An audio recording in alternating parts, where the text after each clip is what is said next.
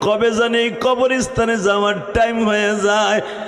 আল্লাহ যারা চোখের পানি ফেলায় কাঁদবে, এদের যাদের জনম দুঃখিনী মাই কবরে, যাদের জনম দুঃখমে বাবাই কবরে, আল্লাহ বাবা মায়ের কবরটা জান্নাতের টুকরা বানায় দিবা। আল্লাহ সারা বছরের ভিতরে কবরের পাশে আসিয়া বাবার কথা মনে করে একটু দোয়া করার সময় হয় না। কত আলেমের বাবাই কবরে শুয়ে আছে।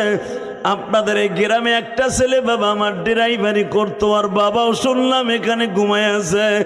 এই সভাপতি সাহেবের হয়তো আব্বা আম্মাও এখানে ঘুমায় আছে। মালিক, এই কমিটির কত মানুষ ঘুমায় আছে। আজকে ফেব্রুয়ারির 4 তারিখ আমি মুসাফির প্রাণের থেকে দোয়া করে দিয়ে গেলাম, তাদের কবরগুলো জান্নাতের বাগান বানায় দিও। আল্লাহ যাদের সন্তানগুলো এই মাহফিলে বসে বছরে একটা